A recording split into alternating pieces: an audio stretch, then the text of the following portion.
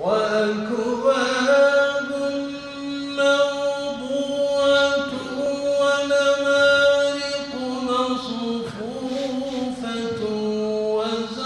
وزرابي مبثوثة أفلا ينظرون إلى الإبل كيف خلقت وإلى السماء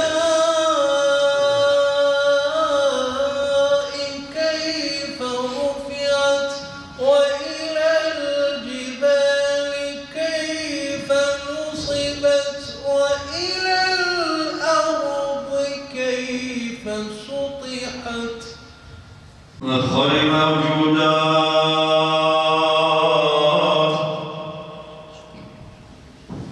فخر العالم حضرة محمد مصطفى يا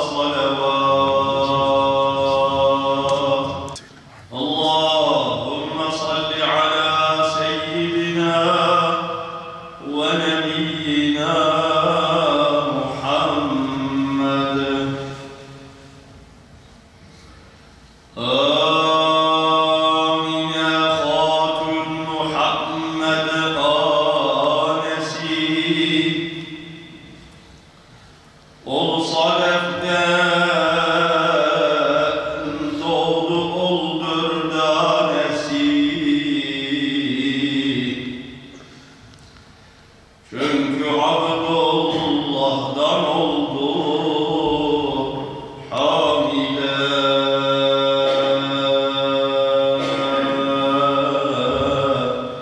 vakit erişti heftehu eyyamine ya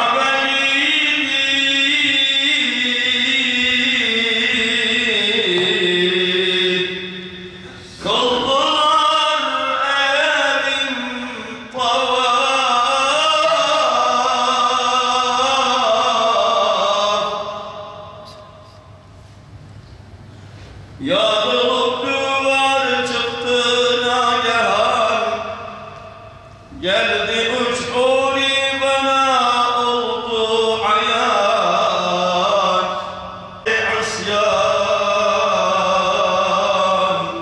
dilimde nalev efvan kapımda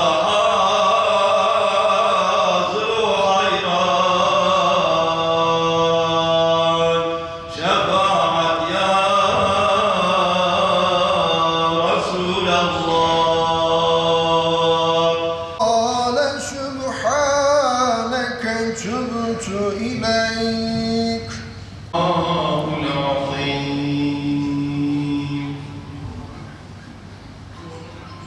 يلد ولم يولد ولم يكن له كفوا أحد من شر ما خلق ومن شر غاسق إذا وقب bize şah damarlarımızdan daha yakın olan Yüce Allah şu anda ümitle dolu olarak rahmetine sığındık, kapına geldik, yüce divanına durduk, dostuna yönelik.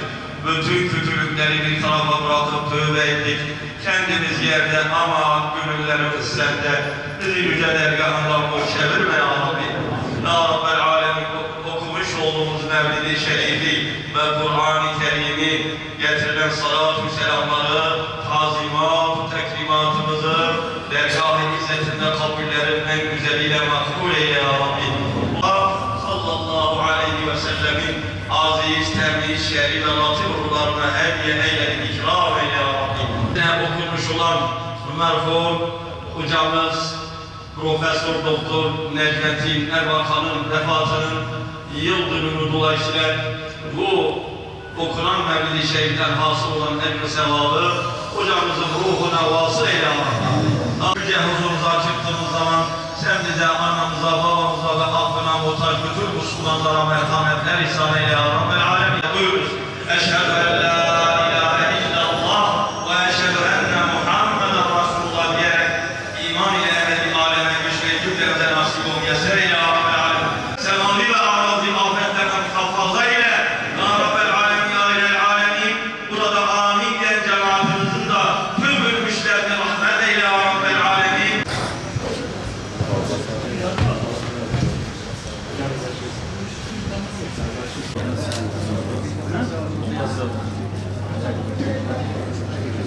Selamünaleyküm.